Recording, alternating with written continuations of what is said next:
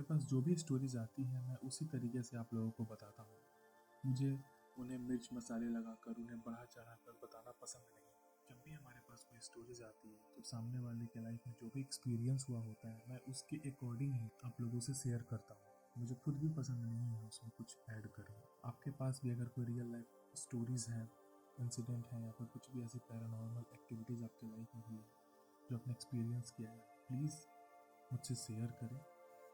तो चलिए शुरू करते हैं आज की कहानी।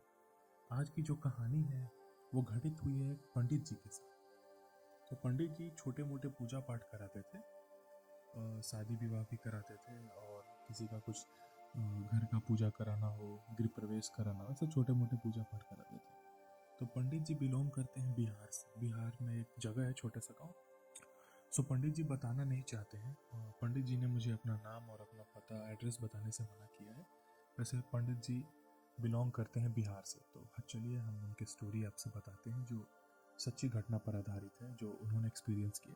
तो पंडित जी की फैमिली जो थी वो गांव में रहती थी। उनकी वाइफ, उनकी उनकी दो बेटी और एक छोटा बेटा था। पंडित जी पूजा पाठ वगैरह कराते थे शहर में जाके, मतलब रेगुलर बेसिस पे वो आते जाते रहते थे। जो शहर था वो गांव से करीब 2 घंटे की दूरी पे था, तो वो साइकिल से ही आना जाना करते थे। बाद में उन्होंने एक बाइक खरीद ली, वो हीरो होंडा स्प्लेंडर, उसी से वो आते जाते थे। तो हुआ यूँ कि पंडित जी के बच्चे थोड़े बड़े हो रहे थे और वो चाहते थे कि अपनी फैमिली को लेकर के साथ में रहना, क्योंकि अब वो थोड़ा बहुत पूजा पाठ करके अच्छा खासा आमदनी उनकी होने लगी थी और बच्चे भी अब थोड़े बड़े हो गए थे। तो वो चाहते थे कि वो उन्हें अच्छी शिक्षा दीक्षा दें। तो इसके लिए पंडित जी ने क्या किया, वो अपने बच्चों को शहर लेकर आए। अब शहर लाने के लिए अब तो अपना उनका घर था नहीं वहाँ पे, और वो शहर कौन सा शहर है उन्होंने मुझे बताने के लिए मना किया। तो मैं इसके लिए माफ़ी चाहता हूँ, बट वो एक बिहार का बहुत ही पॉपुलर शहर है, मतलब वो काफ़ी जाना माना जगह है। तो पंडित जी को अपने फैमिली को शहर में लेकर आना था, उसके लिए वो घर ढूंढ रहे थे। उन्होंने अपने 2-4 लोगों से, कुछ लोगों से बताया, बोला, जो भी उनके जान पहचान में थे कि हमें एक घर चाहिए, फैमिली को रखना है। तो फाइनली उनको एक घर मिला। लेकिन जो घर देने वाला इंसान था, जिसने वो घर को खोजा था, उसने पहले ही पंडित जी को बता दिया कि पंडित जी इस घर में थोड़ा दिक्कत परेशानी है, कोई रहता नहीं है, उनको कुछ डर लगता है, कुछ कुछ इनको महसूस होता है, तो वो छोड़ के चले जाते हैं। छोड़ दिए हैं और काफ़ी सस्ते में। आप तो पंडित हैं, आप तो आराम से पूजा पाठ करके रह सकते हैं, क्योंकि पंडित जी का जो बजट था वो थोड़ा कम था।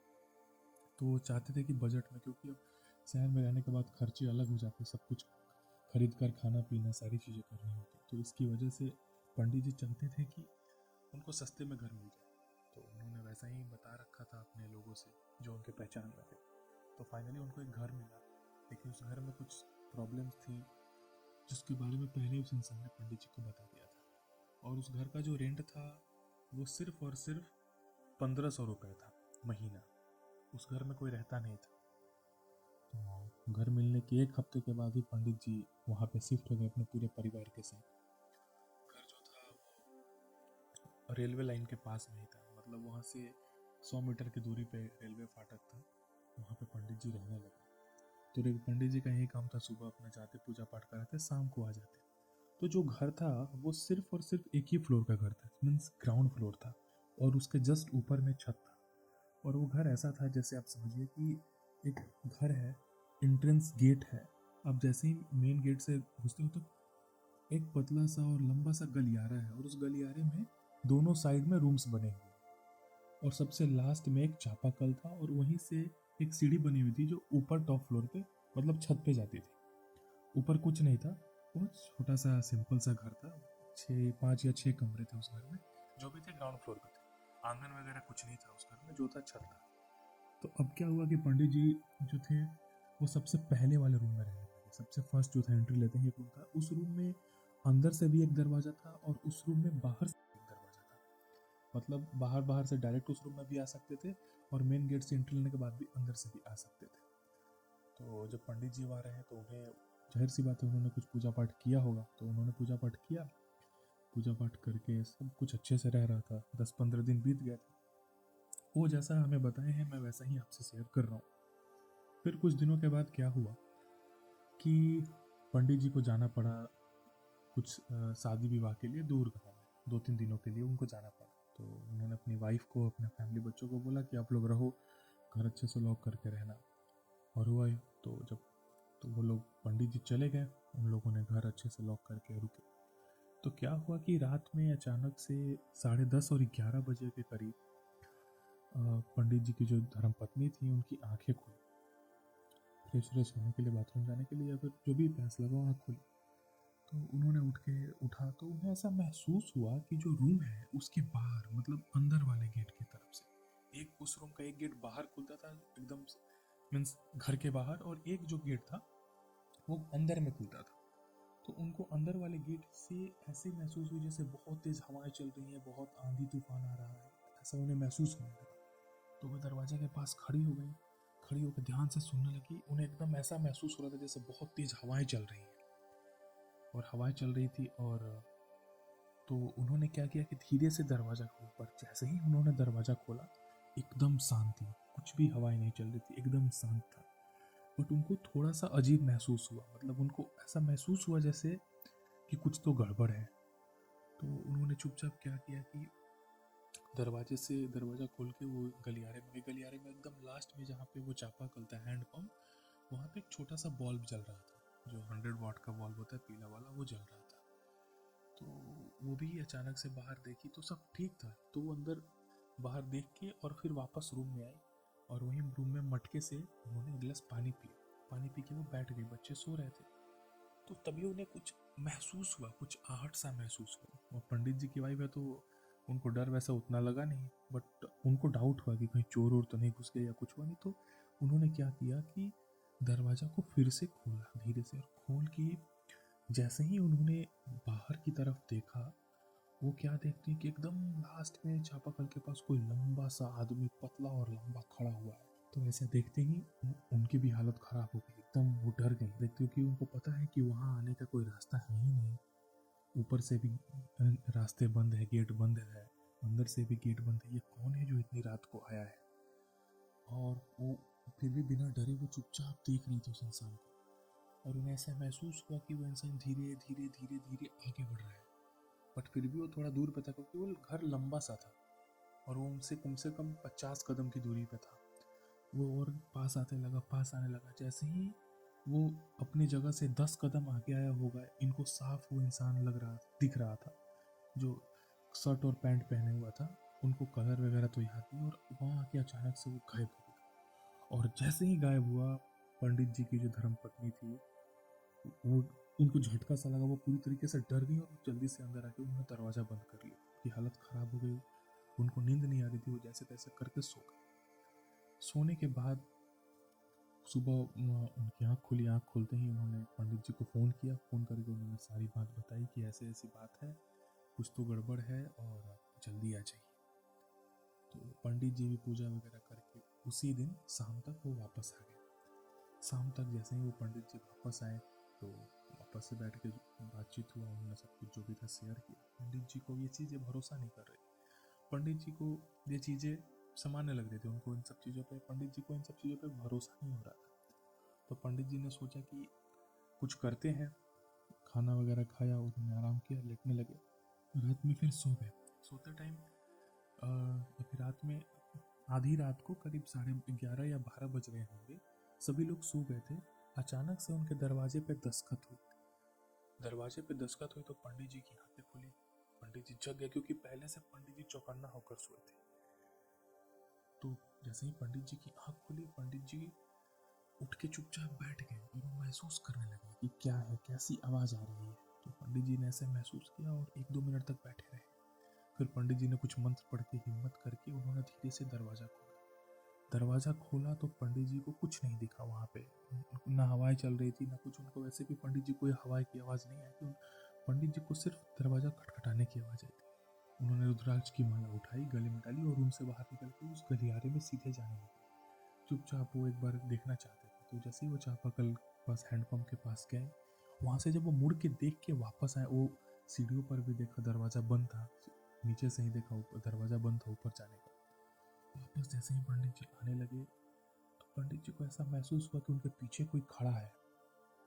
और पंडित जी इस चीज़ को और महसूस करना चाह रहे थे। वो जैसे जैसे आगे बढ़ रहे थे पंडित जी को ऐसा लग रहा था कि कोई उनके करीब आ रहा है। तो पंडित जी तेज कदमों से तेज अपने रूम में जाने लगे। तो पंडित जी जैसे ही सबसे आगे वाले रूम में गए, आगे वाले रूम में आने के बाद तो पंडित जी वापस से धीरे धीरे धीरे वहाँ से रूम में जाने लगे। और रूम में जाने के बाद पंडित जी ने अंदर से दरवाजा लग करके देख के बैठ गए थे। तब उनकी वाइफ भी जागती। जैसे ही दरवाजा बंद किया तो उन्होंने बताया कि कुछ तो है, बट उन्हें दिखा नहीं था। बट पंडित जी की भी हिम्मत नहीं हुई वहाँ पे वापस मतलब जाने की, किसी तरीके से सो गए। अगले दिन उठे तो क्या हुआ कि पंडित जी ने एक चीज़ नोटिस किया था।